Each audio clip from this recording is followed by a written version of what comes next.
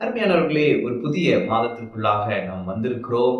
இந்த மாதம் ஆசீர்வாதத்தின் மாதமும் பெருக்கத்தின் மாதமாகவும் இருக்கிறது.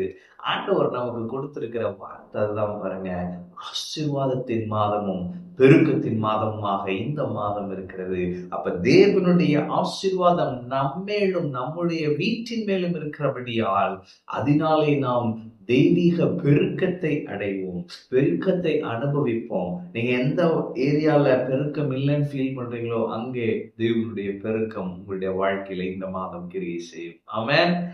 அதுல இன்னைக்கு நம்ம என்ன பார்க்கணும்னா, சங்கீதம் 107 4-5 பாருங்களேன். அவர்கள் தாவரிக்கும் ஊரை காணாமல் வனாந்திரத்திலே அவாந்தர வழியாய் பசியாகவும் தாகமாகவும் ஆத்துமா தொய்ந்ததாகவும் அலைந்து திரிந்தார்கள். அப்ப இஸ்ரவேல் ஜனங்களுடைய வனாந்தர வாழ்க்கையை சொல்லுது பாருங்களேன். அவங்க என்ன பண்ணாங்கன்னா, தாவரிக்கு ஊரை காணாமல், வாக்குத்தத்தமான இடத்தை அடையாம, வனாந்தரத்திலே அவாந்தர வெளியிலே வறட்சியின் பாதையிலே பசியாகவும் தாகமாகவும் ஆத்துமா தொய்ந்ததாகவும் அலைந்து திரிந்தார்கள்.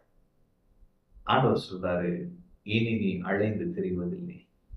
வாழ்க்கையில இதுவரைக்கும் நீங்க இது கிடைக்கிறதுக்காக ஒரு காரியத்திற்காக அலைந்து திரிந்து சோர்ந்து தொய்ந்து போயிருக்கிறீங்களா? இந்த கர்த்தர் சொல்லுகிறார், இனி நீ அலைந்து திரிவதில்லை. இனி நீ அலைந்து திரிவதில்லை.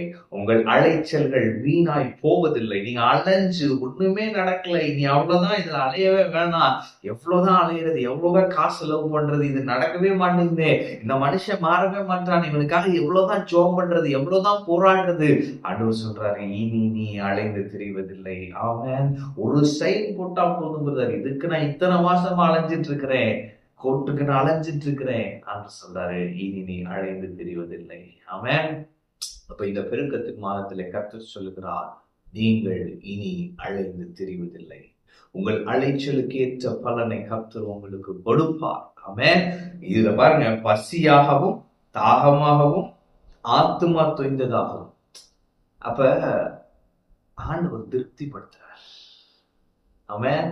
ஒருவேளை நீங்க ரொம்ப குறைவுல இருக்கிறீங்களா? நான் சொல்றேன், இந்த மாதம் கர்த்தர் உங்களை திருப்திப்படுத்துவார். இந்த சம்பளத்துக்காக இவ்வளவு அலையிறேன், ஆண்டவர் ஒரு பெருக்கத்தை கொடுப்பார்.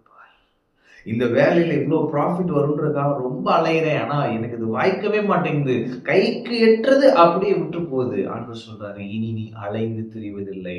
என் பெருக்கம் உன்னுடைய பொருளாதாரத்தை தாக்கும் என்று சொல்லுகிறார். ஆமென். அப்போ ஒரு இம்பாக்ட கொடுக்க போகுது அவருடைய இன்க்ரீஸ். உங்க வாழ்க்கையில நீங்க அனுபவிக்க போறீங்க. எனவே முதலாவது நீங்க புரிஞ்சுக்கோங்க, இனி நீங்கள் அலைந்து திரிவதில்லை. தேவன் உங்களை தம்முடைய நன்மைகளினால் திருப்திப்படுத்துவார். அவருடைய ஆசீர்வாதம் உங்கள் மேல் இருக்கிறது. நீங்கள் பெருகுவீர்கள். நீங்கள் அலைந்து திரிவதில்லை. உங்கள் அலைச்சலுக்கு ஏற்ற பலனை நீங்கள் இந்த மாதம் அனுபவிப்பீர்கள். ஆமென். கர்த்தர் உங்களோடு இருக்கிறார். கர்த்தர் உங்களை ஆசீர்வதிப்பார்.